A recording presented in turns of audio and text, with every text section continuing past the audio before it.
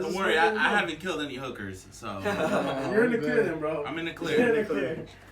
No dead hoodie. That's good. That's good, man. Because let's say you make it to the top. You guys are all the way in the top. Something from your past might haunt you. Because nowadays, people are digging up old tweets, they're digging up old videos, they're digging up old shit. How long you started? Well, that's just for like behind the scenes shit. Don't say nothing incriminating. It starts we'll edit it out. Blackmail. When we first met, he wasn't at 4 in the morning. No, but I was gonna tell you guys that the thing I liked about the 4 a.m. is that I got to a point that I didn't want to work out anymore. I got to a point where I was just like, I don't want to work out. I don't want to do this anymore. And then he was actually the first person I probably tried it on, because I was like at a point that I didn't want to help anybody, like because I felt like people were either abusing it or just like not taking advantage of it. I'm listening. And now seeing where this guy has like came up, you get me, and you know this guy, we're competing athletes, you get me, for CrossFit. So just seeing the level of like where he's at right now. It's just like, man, it's motivated, man. It's he makes me crazy. I was telling him that you don't know. I mean, You turn down going out to like stay locked in, man. That's how you get better though. People don't understand that. People get upset. People get mad. But like, you make sacrifices to get to where you're. You hungry after this? I'm starving, dog. Oh. We're definitely gonna hit up Linwood or something. Ooh, that might be the wave. That might be the spot. Yeah. I've been there twice already in 1 week. Man, I tell you, man. I'm starving. You can't beat their food at all. I got spotted out there. So did you do anything for Dominican independence yesterday? No Plato? presidente, no brugal, bro? No, nothing, man. I stayed home on my best behavior. Didn't you put bachata on that? No, because that's for Saturdays when I'm cleaning. So when you were home yesterday, Some you didn't do none of this while, being in the kitchen? You didn't do none of this? I want to do some of that right now. I did a little guayando. No, You did a little bit? A little bit. Poquito? Hey. I had to bring it out for you. I'm like, you know what? Here's my present for Ray. That's old school for real, That's dude. super old school, right? But that's how you gotta do it, yo. And every Fuck house around party. and just get everybody in a fucking mood. This shit brings everybody to the Who's dance that, floor, Fulanito, though. right? Yeah, bro. That shit hard. That shit go hard. Yeah, some people may or may not have been alive when this shit dropped. But this shit. How old are you, George? I'm 23. Yeah. Oh wow. I've He's my done brother's age. Yeah, a lot of stuff in my young age, man. But like I said, everybody goes through things, you get me, and it either makes you grind right now, or because you see most people in my age, they're not doing pretty much anything. Well either. No, they don't age well. That is very true. Man, you know what's crazy about that is that you start seeing people like in 26, 25, you get me, and they have a body of like a 40-year-old. You know what's crazy? It's called a dad bod and all that shit. Like they Well, judge you. uncle bought for me because I don't have kids. Nah, but you get me? I'm talking about people that can't move, bro. Like, Oh, you talking about like the people who need like a forklift to get them out the house? yeah, and shit? man. Christ. And It's sad. and not even going through like, you get me, weight wise. I'm just talking about sometimes I see people and just so unhealthy on how Well, they physically, live. like you could be skinny and still be unhealthy. Yeah, exactly. Because you gotta have high Exactly. cholesterol, you got diabetes. I mean, you have could just see it in hypertension, like- someone's like life. You get me? Like I know when someone wants better for themselves and stuff like that just by how they look. And that's the thing. You could tell by somebody's skin if they taking care of themselves. Exactly. Don't You get worry. me? So that's one thing that I just started moisturizing, bro. and also, but also I you still don't lotion my legs though. Yeah. My legs are super dry. Oh, man. Nasty. You miss everything else, bro, but the legs. Arms is good, but my legs are ashy. I hope that doesn't go for the summertime too, bro. I wear jeans just in case.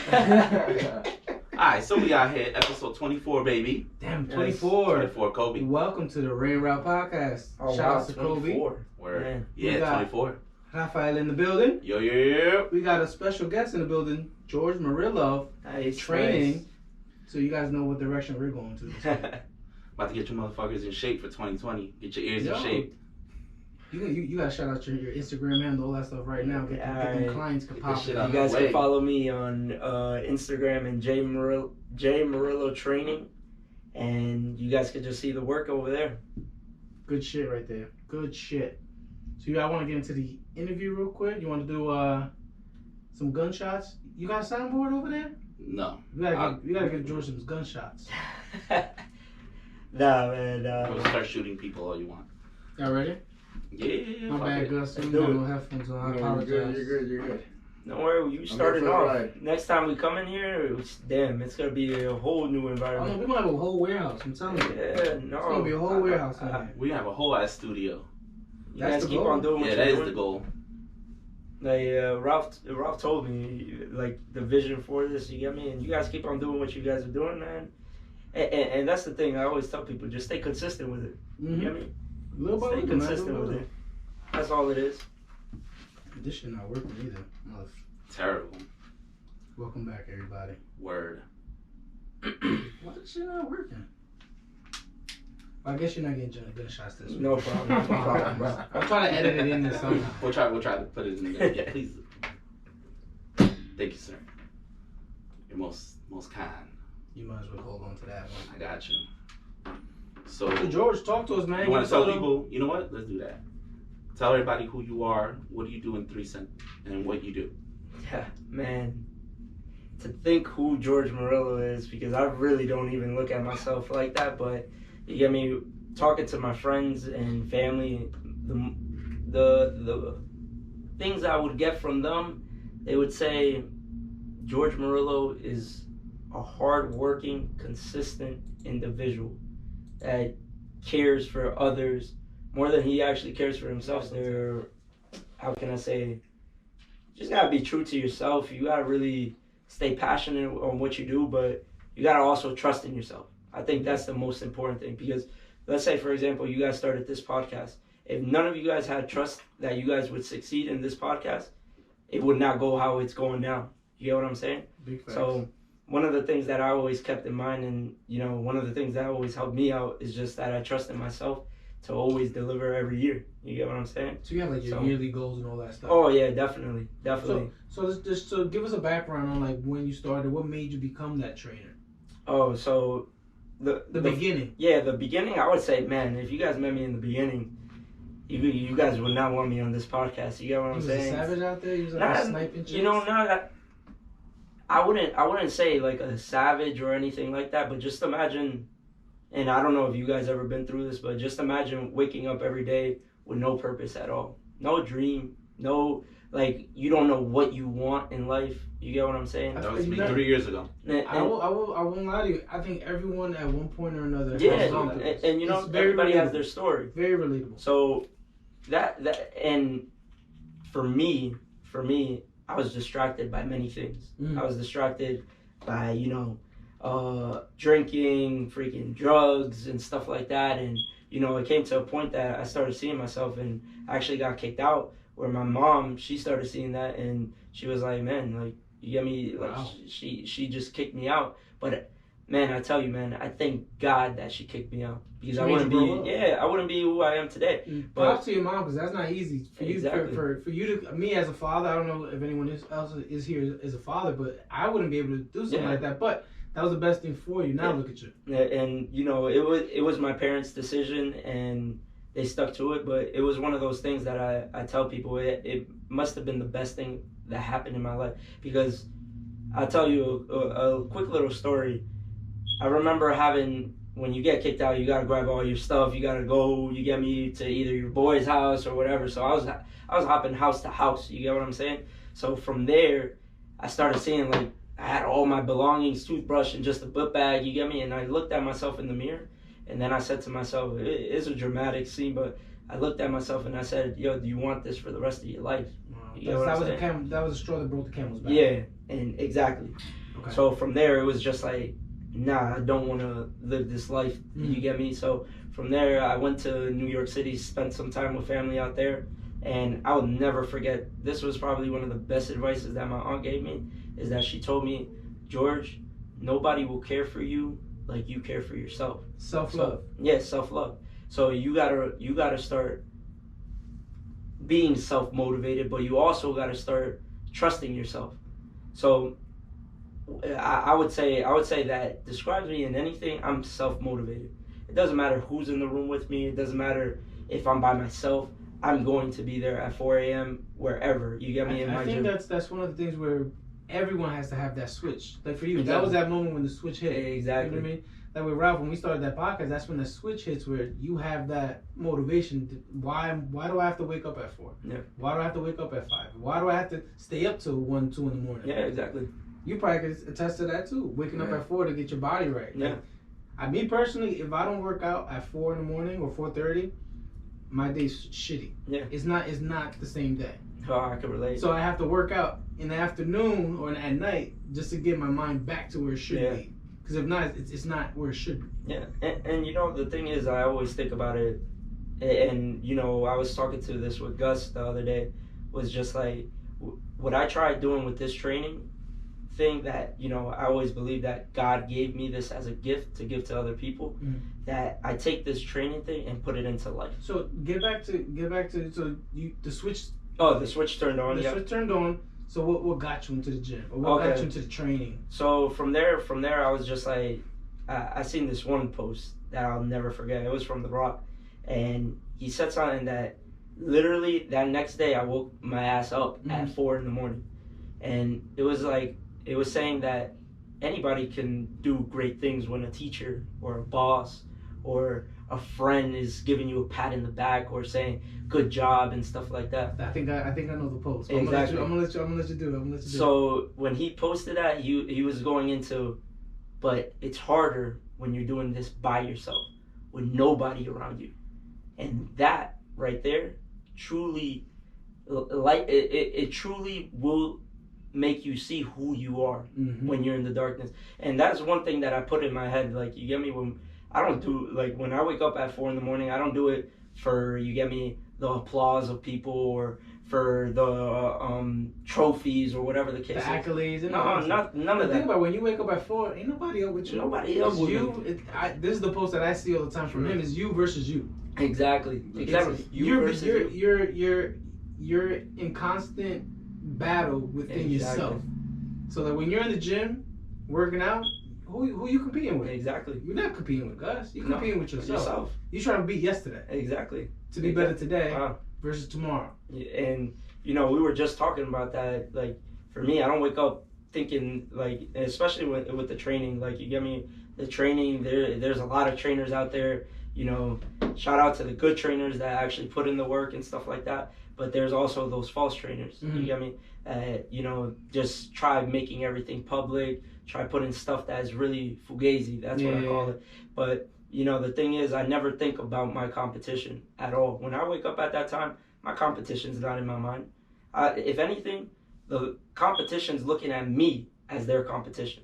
But you get me? My thing is, I always just think, okay, right now I'm going in, I know people are watching. How can I motivate all the people around me in that room? And that's why I said, like, I don't try being a leader. I try creating leaders. You get me? And that's one thing that I've seen with this training is that I've seen so many people benefit.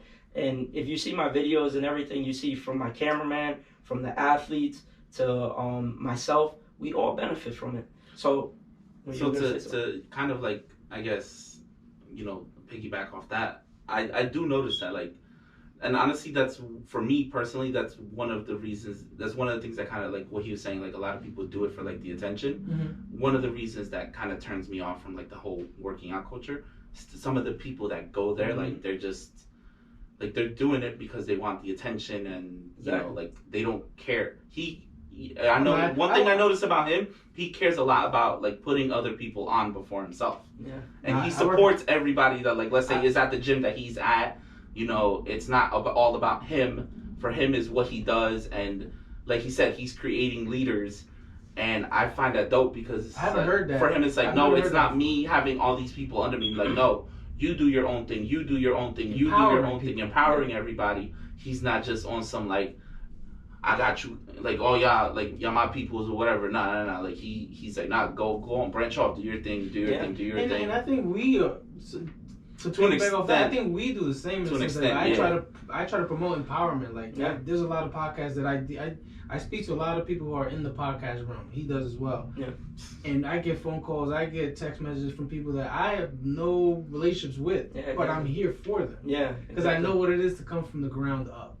And I'm still doing it now to this day. Yeah. Now, what's some of the struggles that like you kind of faced, like starting out in the, you know, like doing that with the whole, when you realized that you wanted this to like be a business and this is what you wanted to do? Like you got your body right, you got your mind right. Like, but what was some of the struggles like when you first started out? Because you know when you first start out anything, there's always struggle. Oh yeah, for sure. So like, what's one of the struggles that you kind of like saw, or maybe some gatekeeping? Like, you know, sometimes certain industries can be cliquey where it's like if you don't know someone, you're not getting in. Did you encounter or face any of that? Yeah, I would say some of the problems that I probably faced was turning off that obsession.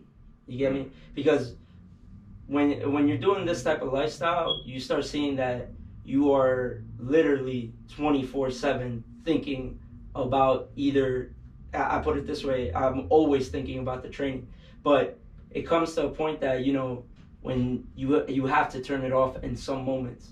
So I didn't know at the time when to turn it off. You get me? So I wasn't spending. To explain what you're saying is, I want to say is even with religion sometimes. You're struggling to find a balance. Yeah, find a balance with Got it. it. Even with religion, like some people, you kind of overdo it. Exactly. Like, no, don't preach to me every day. Exactly. You know what I mean? Like find that balance. Balance of it. You get me? Okay. And that's the thing. You know, and that's what I always tell Gus right over here, is that sometimes we have to spend those times with our families. You get me? And not just, you know, spend that time and just be with them. You get me? No, actually try bettering your family. The same you know, what someone told me was, George, if you want a good family in the future, that same dedication that you have for your training is the same dedication that you got to put for your family. It's the same dedication that you will put in your workplace. It'll spill over in your life. It'll spill over. So I would say that would be one of the things. And also, you know, at one point, I remember my first video. It's actually not on my page because I never posted it. I really regret that. I really regret that, not posting it. And why didn't you? So I sent it to one of my idols, right? And he's a guy that, he is probably one of the guys that got me into the athletic training and everything. And I sent it to him. I was very happy. I edited it. Not my cameraman. It was me, all me at the time. So I sent it to him, and then he literally probably just told me a few words where it mostly sucked. Where it was just like, George, you did this wrong, you did that wrong, you did this wrong. And constructive criticism. Yeah, exactly. But it broke you because it was your first one. Exactly, it was my first one. So when I heard that from him, it was just like, and you know what the thing is? He didn't tell me what part of the video. He didn't tell me, George, you got to work on this or that. No, he wanted me to find out by myself. That's what I'm getting now. So from that, I was just like, you know, so crushed by it, because, you know, you never want to hear from, you know, the guy that you idolize that, yo, this was bad, this was bad. That you look up to. Yeah, that you look up to. So, you know, from there, I was just like, and this is where a problem occurs. You feel not motivated because you hear from one of the guys. That speed bump. Exactly. And you hear from many people. When I first started, man, it was like, I told people my vision at first. I wanted to train athletes, high professional athletes from the NFL or college level. That was my first goal from the beginning. And a lot of people told me from the beginning, nah, George, you're not going to be able to do NFL players. Imagine my age, you get me? I said this like when I was 19. So... Hold on, so your switch turned at 19? Yeah. Holy shit. Yeah, my switch turned at 19. Yeah. My switch turned like last week. Holy shit. I'm lying. But you know what, though? That's shout outs to you to find that, to turn that switch at such an early age. That's admirable. Not a lot of people find that. They find that later on in their I'll adult be honest life. with you. My switch ain't turned to like last year. But you know something? There's people that in 50s don't have that switch turned on. So I always look at that thing. They always put that post on the internet when they talk about, like, you know, everybody goes at their own pace. Exactly. Everybody goes, you know, what's meant for you is gonna happen at its own time. Like they say, like, oh, you know, like Oprah didn't get pop until she was like in her 40s. Steven Spielberg didn't film his first movie till he was like 39 or whatever. You got like 2 shit like Chainz that. Also, 2 Chainz was Yeah, in his yeah, 30s also. yeah. So it's just one of those things. Like, not everything is gonna happen when you're young. I told him, and we spoke about this last week. I think if we would have been your age, and the podcast industry would I don't think we would have been as committed as we are because we were young. Yeah. I think this came at the perfect time for us. Yeah. Because we were like, you know what? Our life is, at 30, your life is literally just starting. Yeah. Like, I hate when people say, oh, 30, it's like, you should have shit already. No, you should not. No, because your 20s are about finding that. Exactly. Your 20s are about living your life.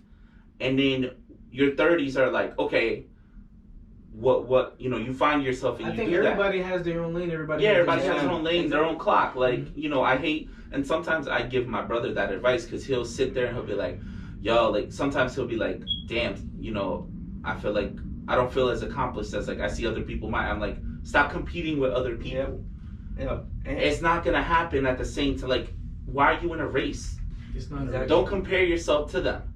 Because I guarantee you when your time comes, you're going to do fucking amazing things. So there's no need. I was like, I tell him to look at me all the time. I'm like, yo, bro, like, look at me. I'm 33 going on 34. And last summer, we just started this podcast. Mm-hmm. Even though we started talking about this, like a year and a half prior, right? Exactly. It was like 18 months before we actually recorded our first episode. Big facts. And it was just one of those things where we sat there and we were just like, yo, we could do this. Mm-hmm. But I don't think, if we would have been younger, probably would have been, I don't think we would have lasted as long as we have. Is that the thing is and this is one thing I was talking to, because I had a chance to talk to my high school with students and everything, and sometimes I feel like you should do like public speaking for the that day awesome. I did public speaking, and I feel like sometimes people are already printed a script. You get what I'm saying? Ooh, you took the words right out of my mouth. Already have like you got to do this and that in this certain time. Well, that's the motto. The motto is 18, college, Exactly. marriage, house, wife kids, defense, yeah. kids. So that's the thing. that. It's what society wants. They set that as some standard, but what I like nowadays is like there's a lot of people breaking those standards and those expectations. George himself at 19 took the switch at 19. But not only that, not everybody wants to get married. Not everybody wants to have kids. I sure as shit know that about me. Like, I don't see that for me. And I'm so into this and just like living my life. People want to travel nowadays. People want to work. Like, and they say studies show that like less people are getting married and having kids and buying houses. Why? Because they're more focused on working or going out and traveling, like enjoying themselves. But that's part of mental health too, because there's such a they painted a picture for us to follow. Yeah. Like That's these true. are step It's by like step. this is what we did, so this is what you have to do. But then the older generations don't realize is they had it a lot easier than us. Mm-hmm. Like, I tell older people all the time, like, yo, that whole path that you just are literally talking to me about, because they're like, oh, you don't think about getting married and having kids. I'm like, yo, that path was easier for you back in the day, because when it boils down to it, comes to money. Yeah. It was a lot easier to do that back then. Now you have so much other stuff, and it's just one of those things. Like it's literally a debt plan. I actually posted that the other day. Sure it was on my phone. It was like, college tuition, that's a debt.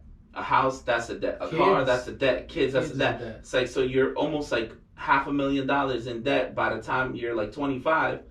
But this is what they tell you that you need to be doing, or else your life is a failure. No, the fuck is not. And I like that our generation and his generation are kind of like breaking that mold. It's like, nah, yo, we doing this ourselves, and we're doing what we want, how we want. Exactly. So let's get back to George. And so you did the training. You sent that video to the person that you that you looked up to.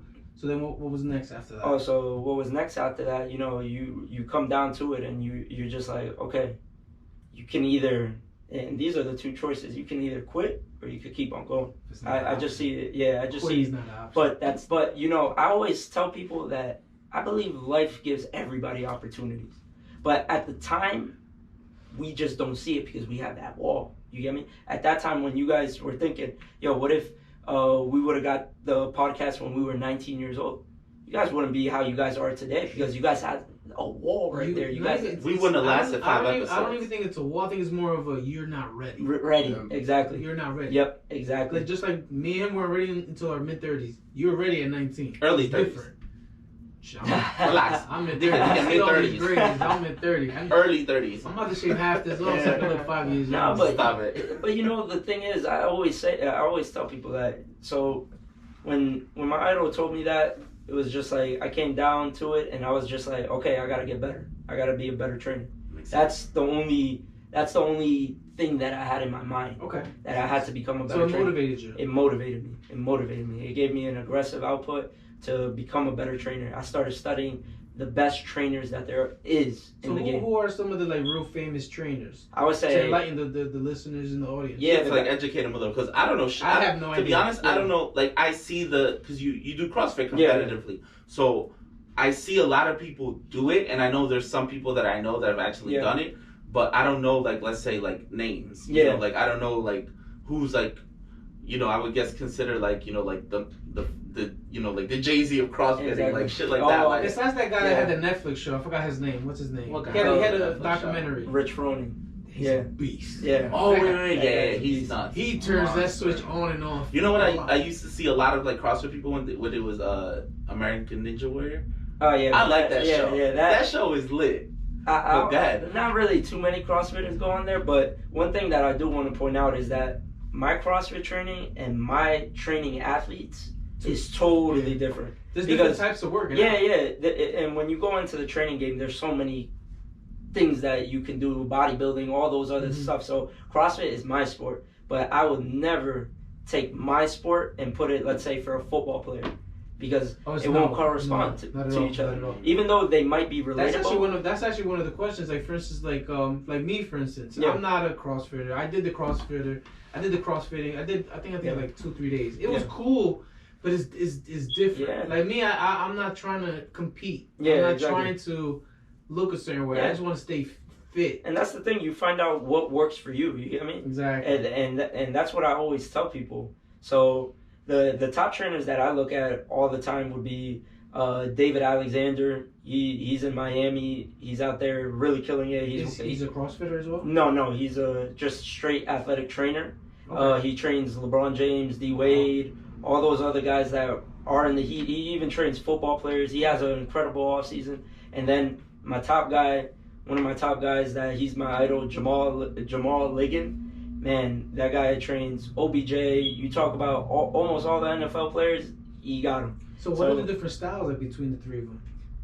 I would say, man, like it's just like when you're in this training game and to get out up front, you gotta have a certain style, and that's one thing that I didn't understand at first. Okay. I tried, and I'm not gonna sugarcoat it because we all probably do it. I tried mimicking people. I tried wanting to be, you get me, Jamal Ligon or David Alexander, but I knew that I can't beat them. You gotta be George Marella. You gotta be George Marella. And my friend actually told me that. He was just like, yo, you get me? George Morello is only one. Nobody has your story. Nobody has you. Somebody said, somebody told me at work, there's only one of you. Yeah. So why would you want to mimic somebody else? Yeah, exactly. Be yourself. And that's where I'm going into where you got to really trust in yourself. Because if you don't trust in yourself, nothing will work out. Because I see all the time, there's people that I follow that have a good business. But you can see that they have, I call them like, you know, demons that they're fighting with. You get me? Because they have gotten so far up top, really in a fast pace, but they never got to work on themselves first to get there. You get what I'm saying? So they weren't ready. They weren't ready, just like how we were talking about it. So one of the things that I'm doing, me personally, right now, is working on myself. I've always been someone to work on myself, to be great for myself, but also make others around me great as well.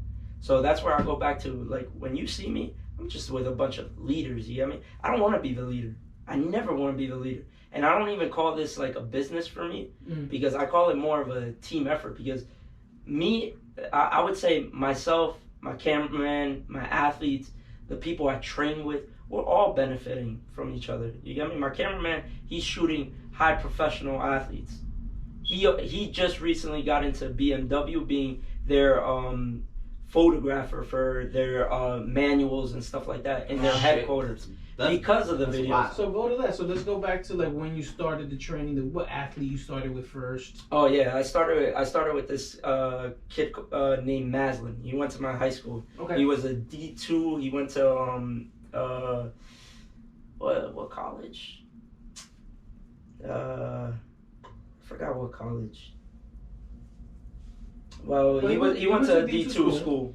So how was that training for? Like how much pressure did you feel at that moment? Oh yeah, I felt a lot of pressure because when you think about it, as a trainer, this is what you got to really think about.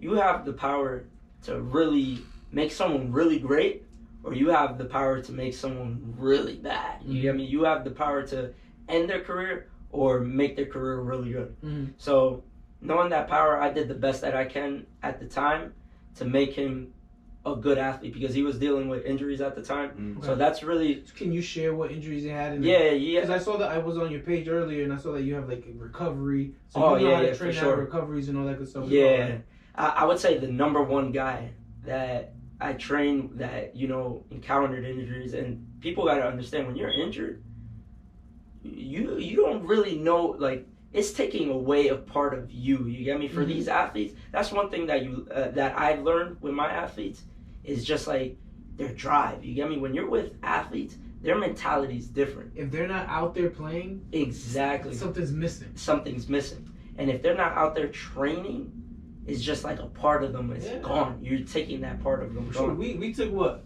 a couple weeks off of podcasting? So we took a couple weeks off for the holidays. That's why you saw. That's why I was actually able to hang out with everybody. You know, I missed it. Yeah. So like for obviously everybody, I'm for everyone who doesn't, for everybody else that doesn't know or whatever, like, we're like we hang out and we have our like little group of friends that we kind of bonded over our love of Game of Thrones. And we have a group chat going and we hang out or whatever. Trash, by the way. Fuck you. Anyways, I was actually like, I would be like, hey, so are we doing anything Friday night? And they're like, don't you record? I'm like, nah, I'm off for a few weeks. Yeah. He gave himself off. Like, we gave everybody off. And because we realized it. So what we used to do is every week we used to have everybody present. We realized going into 2020, we were just like, it's not feasible. And burning everybody out. We're burning everyone out. People don't want to come because they want to go do something. So now what we do is him and I is every week. Yeah. Because why? But it's because our name is on. Exactly. But all our other friends that are a part of it, they're on a rotation. Yeah. Be like, yo, give us at least one Friday a month.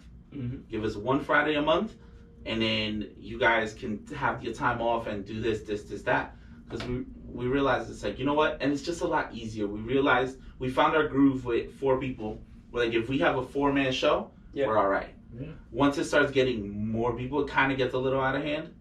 But then we moved to this new location because we were at our boys' garage or whatever and recording out of there, which wasn't bad, but it was kind of inviting everyone to be on camera and to sit there. And then sometimes things were getting out of hand and going off the rail. Yeah, we were the same way. We were just like, you know what? We got to take a few weeks off, chill, come back, start the new year and come back, boom. To go back to that, like, we missed it. Yeah, we missed it. Oh, I missed the shit out of it. For your athletes, they missed. I would text them and be like, I'm bored. Like, I miss it. What am I going to do with my life? Exactly. Like, I miss podcasting. So with the athletes, they missed it. It's almost like chipping at their soul. Exactly. We took a break. For them, it's like they physically can't. Because imagine. It's different.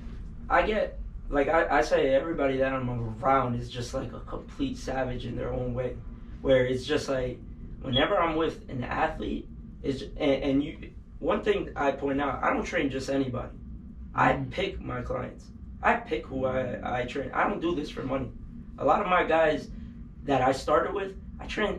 People gotta understand. When I first started, I trained people for free, just to get my name out there. I knew what type of product I was delivering, but I did it for free, just to get the trust of my guys. Because imagine me like coming up to you telling you that, yo, it's like gonna be, you know, 100 per session and everything, but you don't have no idea about me. There's no resume. There's no resume to it. So why did you choose the guy with that recovery? Like the one that went to that, was it the one that went to the D2 school? Oh no, this one actually. What made you choose him? Yeah, this one, the D2 school, that one just lined up. He needed a trainer, and I trained him, and it went really fantastic. Okay. But this other athlete that I have, he actually had both of his ACLs tear. Yeah, and they were both injured. Now, so what kind of athlete was he? Was he football, basketball? Football. Oof. Yeah, he was a corner. And one of the things that I point out with this athlete is just like we go into, you take away a part of someone's soul when you really get injured. So they're part of it. That's exactly. them. And the sport becomes them. You know, it starts becoming like how I had in my mind is that this guy did go through injuries. So it starts becoming a lot of pressure because I would have to deal with this guy differently than I do with other guys. It's an emotional too. Exactly.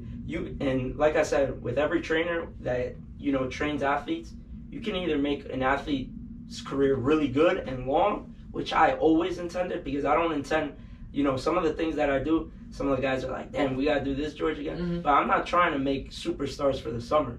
That's not my goal at all. I'm trying to make superstars in the season that can play longevity in the game.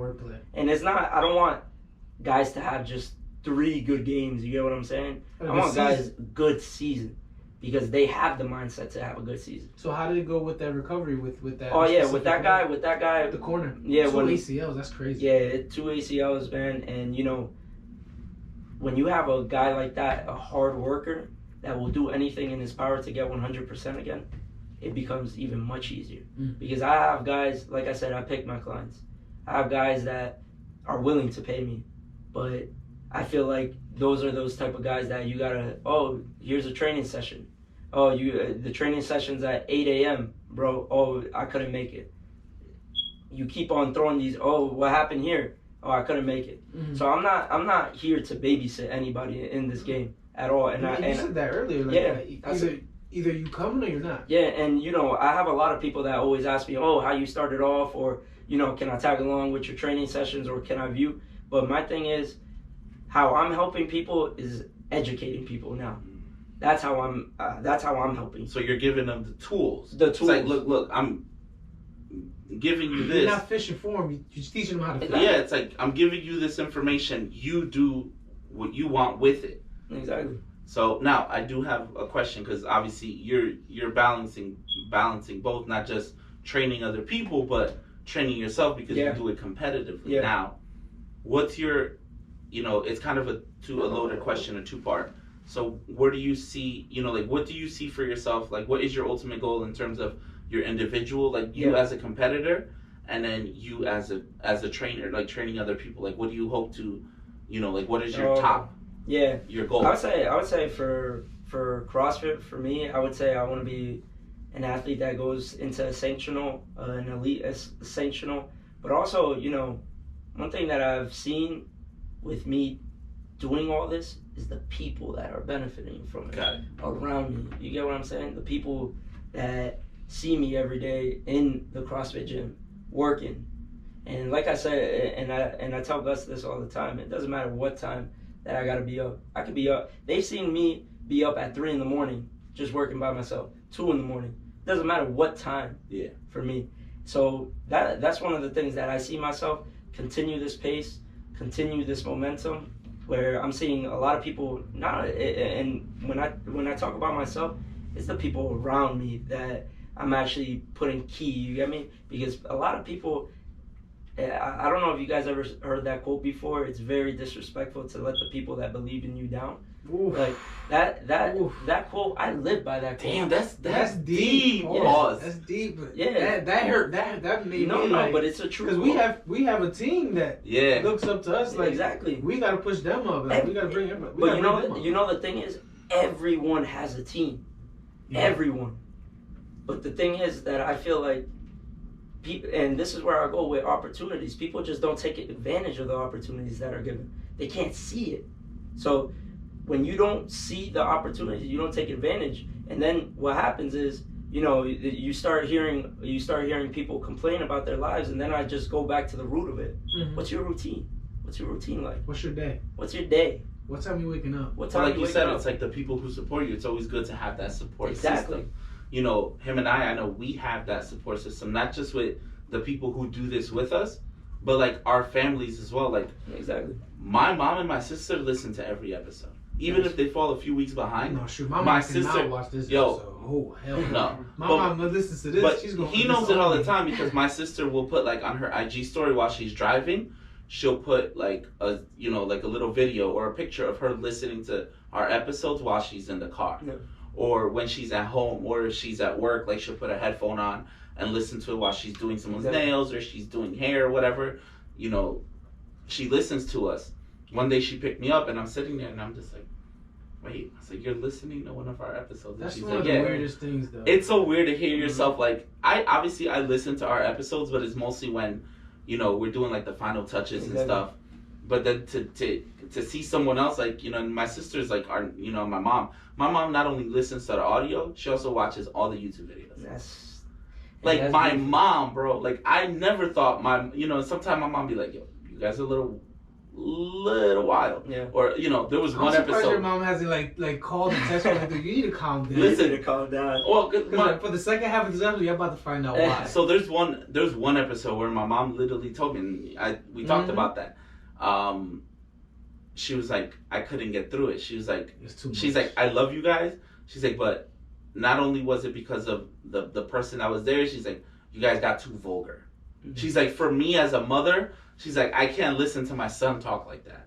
Mm-hmm. She's like, I get you're an adult, but she's like, you know how to be funny and be, push the envelope, and then there's being vulgar. She's like, you guys were too vulgar, too graphic. And I was like, I told him, I was like, yo, I literally hit him up like 10 minutes later. I was like, yo, mom said she couldn't listen to this.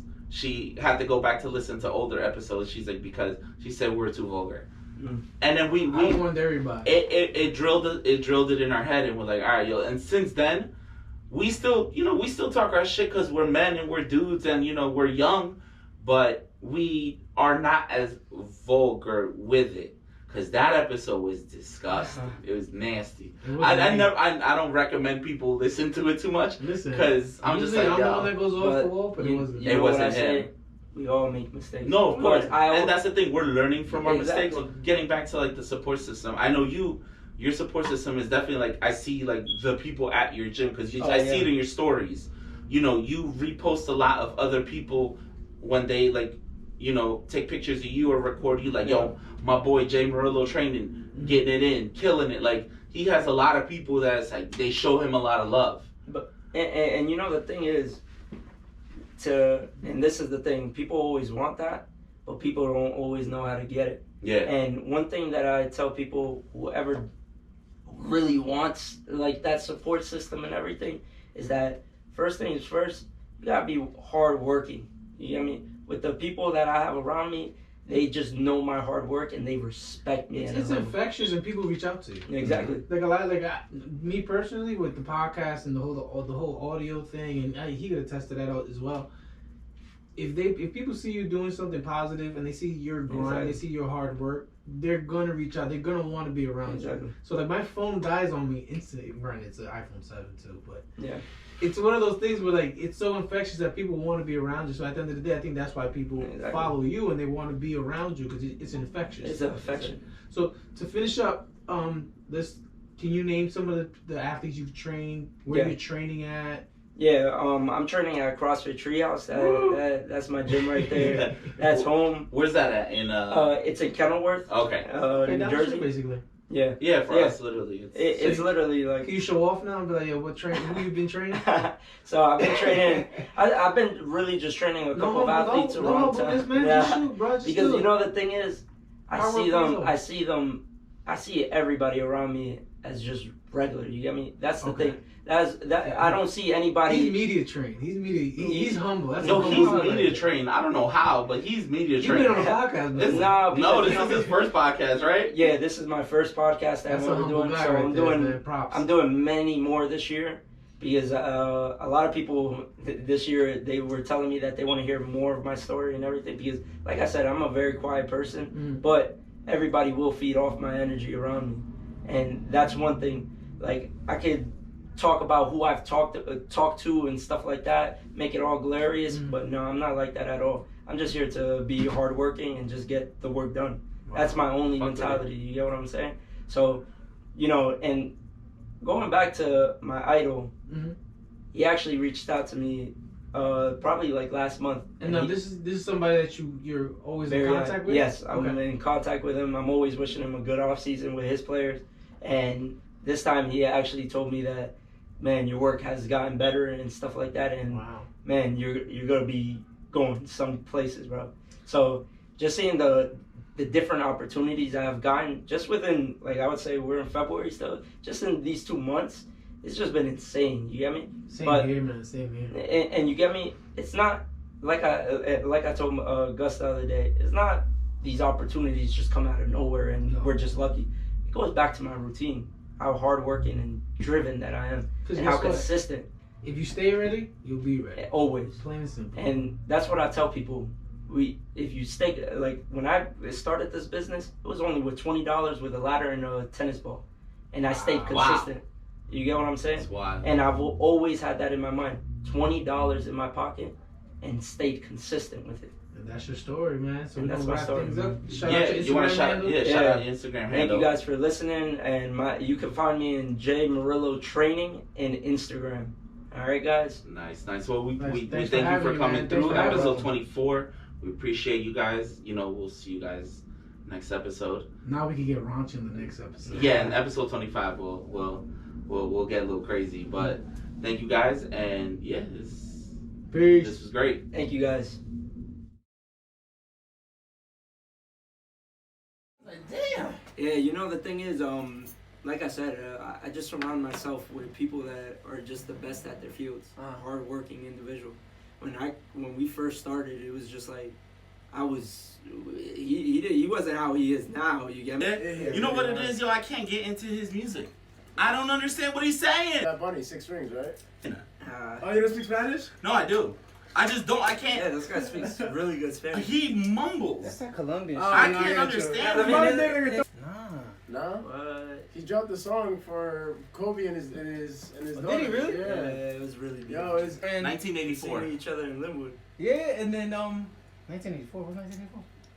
That we're 16 away from 2000. Oh, and so when you do have something that you're working towards, it's contagious. Yeah, it's contagious. And you know something that's one thing that I had to learn, especially, you know, like I said, like the business has been going really good in my side, and it's just at a point that, you know, and we were having this conversation. Now, you get me, eyes are honest. You get what I'm saying?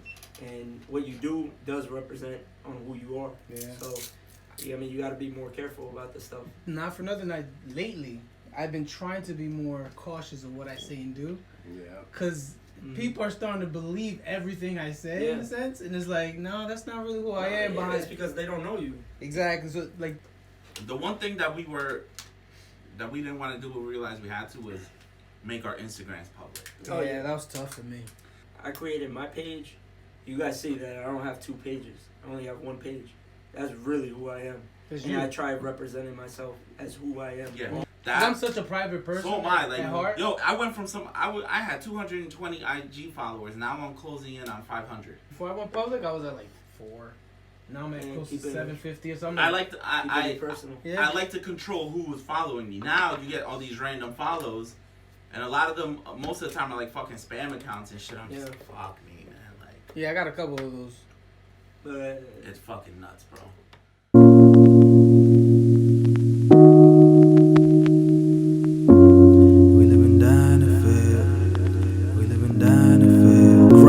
Little bit of hope up in that wallet. Now said that boy ho, Christopher Wallace. I just wanna be one of the greats we acknowledge. All day, them Franklins under my eyelids here. Been through hellish struggle this year. Still I'm too nice, I swear I'm sincere. Now just want my girl to say I've been there. Through the thick and the thin, I ain't leave on a whim. Cool breeze in the wind, seas in the wind. Said fuck the game and I eased in again. Listen, it's all me, no need to pretend. OZs to the face, all I need is a pen in the end. We ain't get no help from the government. So when they come with that advance, better double it. I'm here trying to move a pack like it's double mint. My baby mother still tripping on some other shit. Product of what the past do. You see, I'ma pay dues where they past due. I pray that I break through any glass roof. Cause all a nigga ever wanted was a black coupe and a crib.